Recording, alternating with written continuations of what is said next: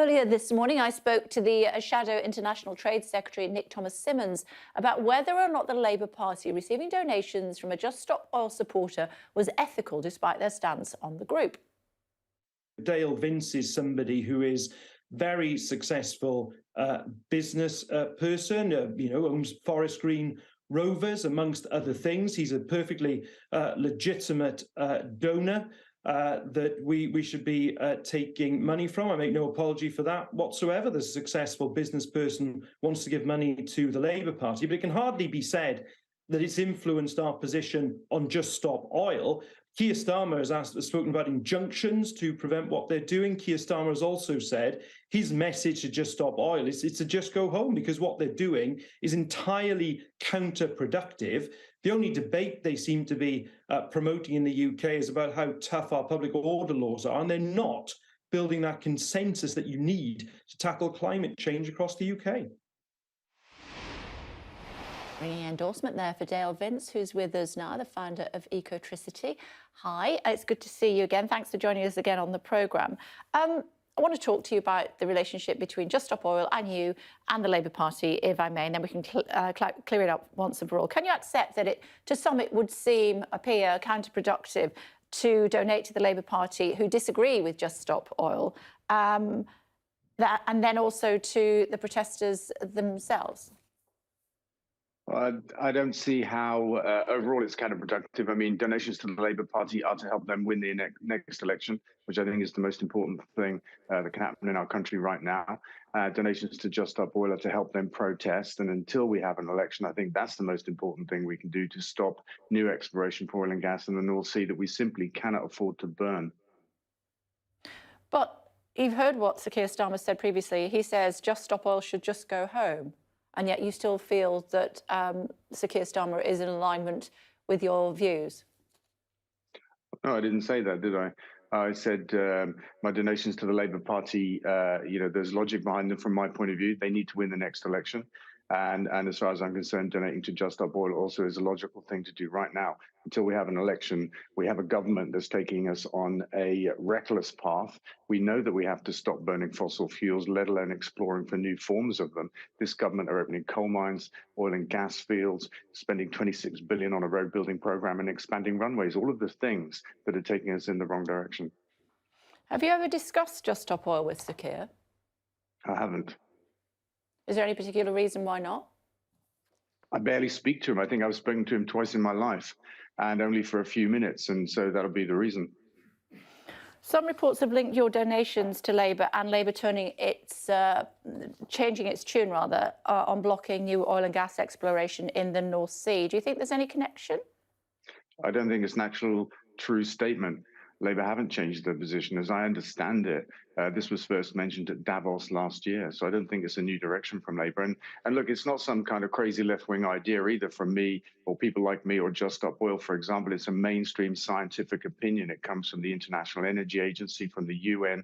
We can't afford to burn more fossil fuels if we're going to avoid the worst of the climate crisis. That's scientific fact. The unions, two of the biggest unions, as you know, disagree with you, particularly GMB and Unite. GMB, Gary Smith, saying it's naive and displayed a lack of intellectual rigour and thinking to suggest that the new oil and gas exploration should be stopped. What would you say in response to that suggestion by Gary Smith? I would say that anybody that thinks that new oil and gas from the North Sea benefits us economically doesn't understand how the energy market works. During the energy crisis, we paid 10 times as much for our North Sea gas as we did pre the crisis. It didn't save us a single penny, even though half of our gas comes from the North Sea. So it doesn't matter how much more fossil fuels we produce here, it won't reduce our energy bills as the government claims. And on top of that, this government is intending to give one of those biggest oil fields to a Norwegian state-owned company and give them a $3 billion tax cut to open it up. That company will invest just $300 million in that massive oil field. And it's years since the taxpayer of Britain had any money from the North Sea at all from oil and gas. It's naive, actually, to think that fossil fuels can make us any money or reduce our energy bills. But they do create jobs for his members, I suppose. Is what he's getting at there? Yeah, I'm sure that's right. But the alternative creates more jobs. Renewable energy creates more jobs per pound invested than oil and gas. That's also a fact.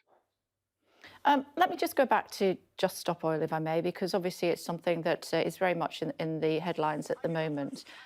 Do you support them when they, I don't know, stop ambulances getting to hospitals? I don't know if they have. I understand and I hear there's a lot of chat in right-wing media about these theoretical problems. And, you know, if they have, I don't support it. But look, there is a greater harm going on in the world today. Last year, across Europe, 40,000 people lost their lives due to excess heat, driven by the climate crisis. That's not a unique event. It's happening all around the world. It's going to keep happening. People are losing their lives, their homes, their livelihoods, and that's a greater harm. And we have to do something about it. And the people of Just Stop Oil, they feel great frustration that our government are taking us in the opposite direction. So I understand that.